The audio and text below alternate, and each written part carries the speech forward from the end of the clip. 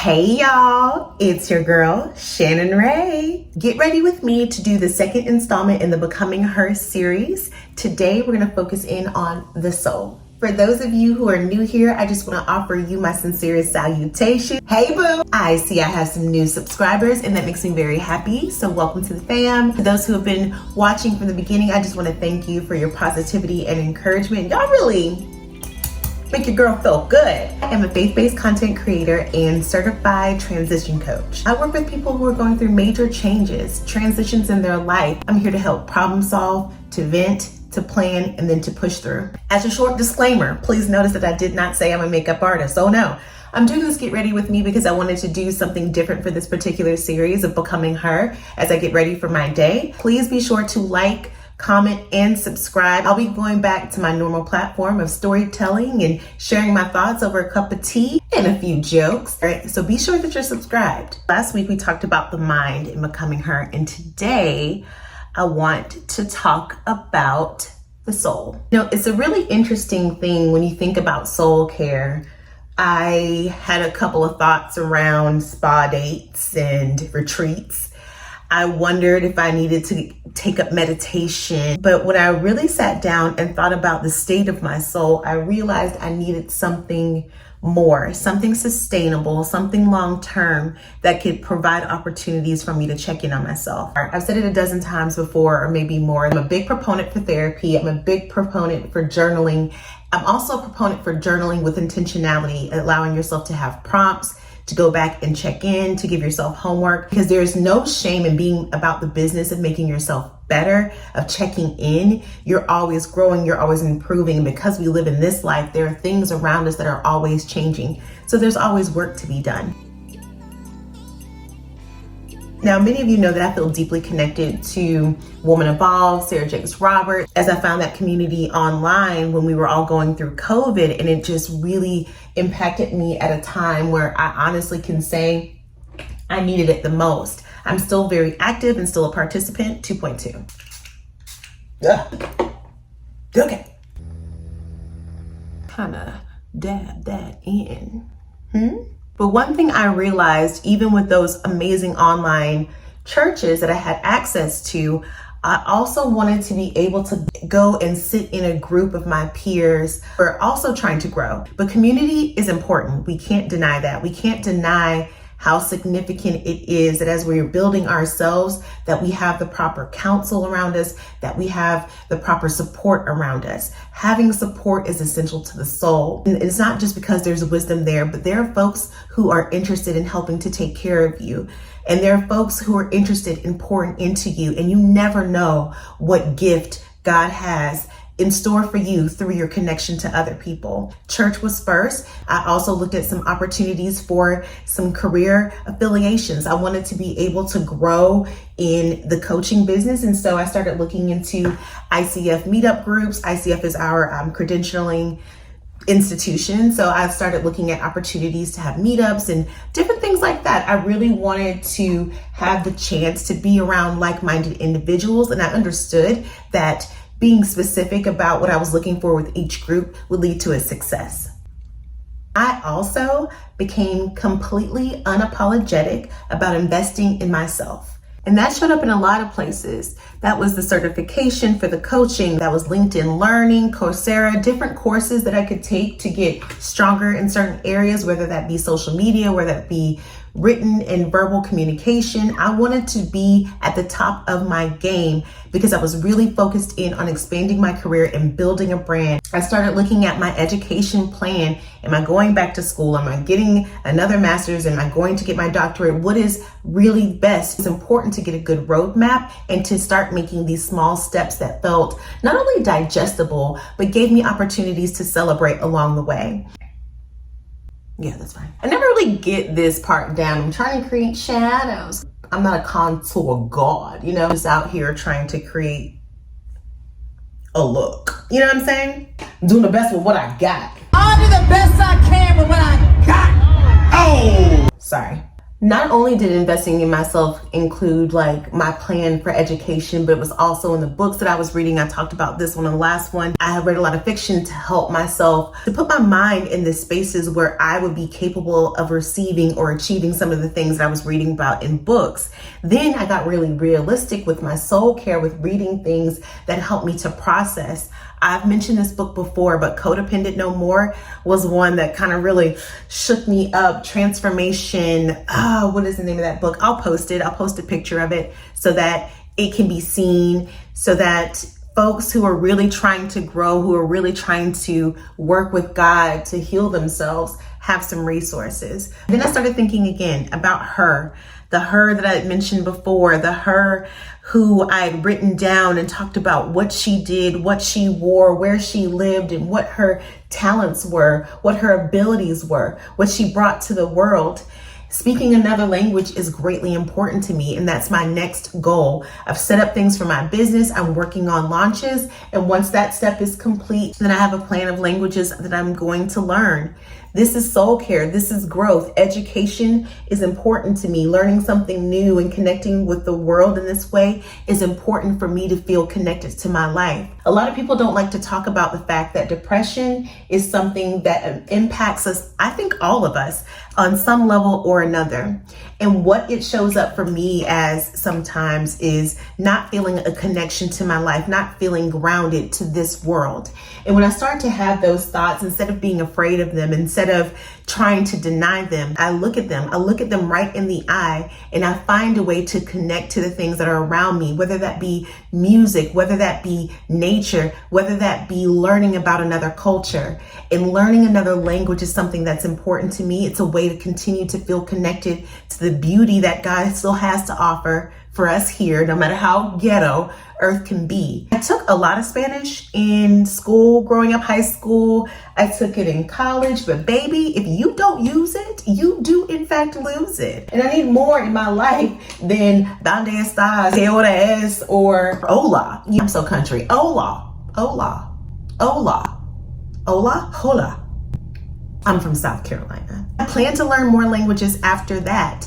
I want to learn Hebrew, probably for obvious reasons. My Bible was written in Hebrew. It was also written in Greek. I want to learn the languages around that. I want to connect to other people. I want to connect to this world, understanding that while I'm not of it, but while I'm here, I want to impact it as positively as possible. And I don't want something like language to be a barrier. When we talk about soul care, inevitably the conversation around self-care becomes a thing. Self-care is more than your appointment with your esthetician to get your facial, although important. It's more than your massage appointment. It's more than sitting in a sauna, although I do all of those things and will continue to on a regular basis, because not only does it help improve my overall look, it helps improve how I feel. There's points to it. There's method to the madness. But part of that self-care also included what I call a joy schedule. The joy schedule is creating opportunities each month to have something new or extremely fun to you to enjoy. I love galleries. I love museums. I love music. I like to be physical. So I started incorporating opportunities for that. This week, I will be going to see Janet Jackson in concert. The love I have for her is so deep. As a trained dancer for so much of my life, she has meant so much. She was the sound of my warm-ups and my cool downs. She was the fun choice that we could make when we wanted to do choreography, back when music videos were everything in life. Going to see her was huge for me, and I've had my tickets since she announced that she was going on tour. That was scheduling joy. I've done dates with myself to the farmer's market, to museums, to go see movies, to make sure that I have something each month new to look forward to. Next month, I'm going on a trip to Houston for the first time. I'm planning a trip to Napa Valley. I'm going to go to Arizona. These are things that bring me joy, to see new places, to have new experiences, or to go and do something I haven't done for a long time. Scheduling joy is an opportunity to make sure that you are creating that balance in your life, that you are participating in the things that speak to your spirit. The same way that you schedule a doctor's appointment, your eye appointment, It is just as essential to make sure you are checking in with yourself. If that's a hike, if that's a road trip, schedule it. You deserve to have something not only to look forward to, but something that reminds you of who you are and what you like. With that came my next step, which was really important in becoming her and focusing in on my soul. I stopped waiting for special occasions. There are things that I thought that I would be doing and experiencing at this stage in my life that I simply haven't yet. I don't know if that means that I won't. I don't know if that means that it's not coming. But what I do know is that I'm here and I'm worth the celebration now. There's an outfit that I really want to wear on a particular day that I'm feeling. I don't wait for that special occasion. That's me wanting to be fully present right now, present in my body, present in my life, present in my experiences. If I want to wear an outfit, I'm going to wear that outfit.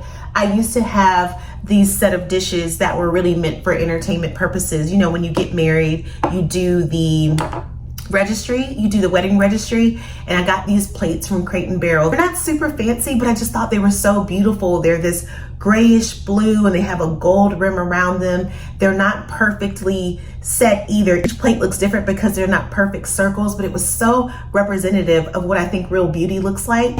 And in order for me to get these plates on the registry, I had to compromise and get a set of plain white plates. And there's nothing wrong with those plates. They were cool. I mean, they were shaped like squares. They were cool. You've seen them everywhere. That's not really me.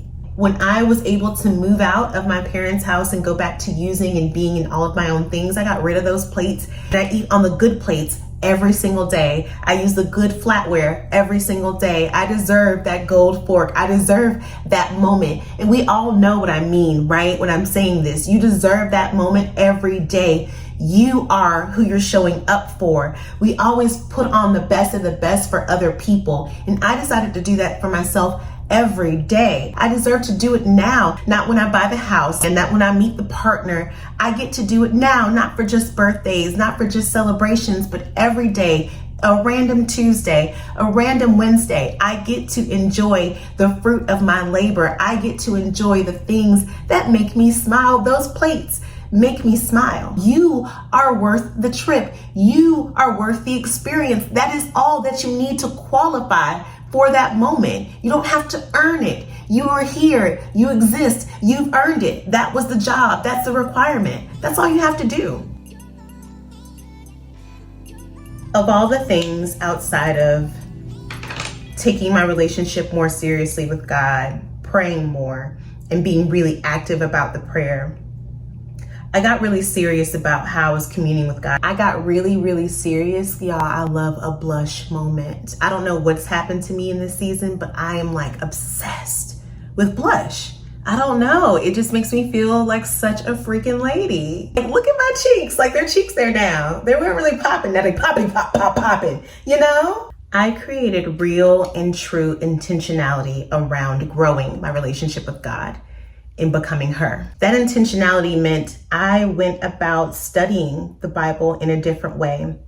When I was going through moods, when I was experiencing seasons, I would go and I would look for specific passages, and then I would read those passages, and I would take it a step further and I would learn about what was going on in the culture during that time, because I wanted to know God and understand his moves and the moves of the people that were being mentioned in the Bible in a whole new way. I wanted to be sure that I never forgot who my help came from.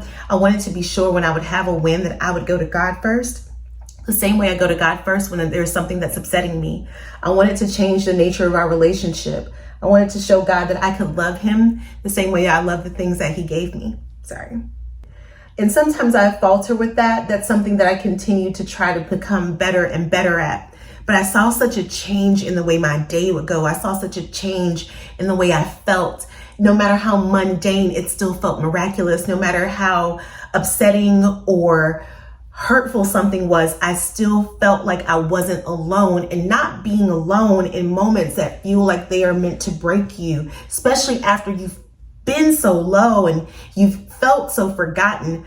It's a really beautiful experience, but sometimes we forget that God is always there. He's just waiting for us to show up too. And so I got intentional about showing up. I wanted to change my relationship with God so that I could remove the shame from my soul. There's some things that I've done, like in relationships, choices I've made people I've chosen, things I just wish I didn't do. But the thing is, I did. And instead of dwelling on the fact that if I could go back, I would do something different. You know how some people are all, oh, I wouldn't change anything because it made me who I am today. Essentially, sure. You know, in theory, sure. I would not choose some things twice. I do now sit in a place where I don't regret it. But it took work. It took soul care. It took me understanding that I could remove the shame from things that I chose for myself. What was important to me was being honest with God about what I had been through and how I felt about it. Because God knows this. God knows this experience. But if you can't be real with God, you'll never be real with yourself. You'll never be real in your experiences. There are no places in me that exist that are so shameful that they can't be reached, that God can't forgive, that God can't speak to, that God can't pour into. And for some reason, I had that in my mind. For some reason, I had those scars in my soul, and I wanted those to go because I wanted the freedom.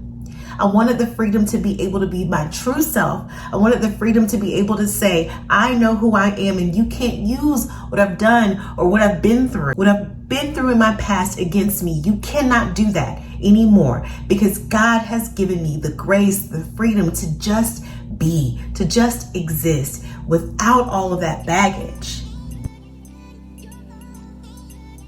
Finally, I was able to start using my voice. You want to know how to really set your soul free, how to really step into your power? Start sharing your story and using your voice. Started sharing how much I had gone through as far as building myself up after feeling so broken down. I shared the fact that I had to have some accountability. I understand that there are situations where people have wronged you, but there are sometimes we have to take a step back and look at the moments where we've chosen the wrong partner, even when the flags were there, that we've chosen the wrong situation, the wrong job, the wrong experience, even though we knew we should do something else. Instead, we chose comfort. Instead, we chose safety. Instead, we chose the familiar. Instead of stretching our arms out and taking a risk, instead of having faith, instead of making a leap. I shared my story, and what it did for me was not only tell my side, but it gave me an opportunity to process and to grow and to be a part of a community. Not that I just wanted to spill tea. I wanted to share testimony. It wasn't that I wanted to everybody in my business, but I wanted people to see that the pathway to getting to where you want to go is not linear. The pathway to getting to the next step, to the next part of the transition, to getting over the hump isn't easy or perfect or always pretty, but it is, in fact, worth it. There have been such moments of beauty, such incredible opportunities, so many amazing things that have come from just simply speaking up about the fact that there were days that I wasn't satisfied with my life, that I had been in relationships that didn't make me happy, but that I also had gotten to a place where I'm making better choices, and that there were people who did some really messed up things to me, but I was able to rebound. I was able to look at them with forgiveness and move on with my life. There were moments where I was the villain. There were moments where I was the hero, but in both moments I was worthy. And I thank God for that. I thank God for the opportunities and the new chances and the next steps. And I want other people to know that too. Becoming her, taking care of my soul, was setting it free, getting rid of the things that it tried to attach itself to rotting it, to dimming it, to trying to dim my light, because I knew that I had something inside of me worth sharing. Whether it's 10 people who are watching the video or 100 people watching the video, every single person that does, every single person that's attached to me is going to be met with positivity, not perfection, not some dream sold. This is the work. This is the work that it takes to get yourself to the place that you believe that you could be. This is the work that it takes to partner with God. This is the work that it takes to trust the vision that He has for you. It's well worth it.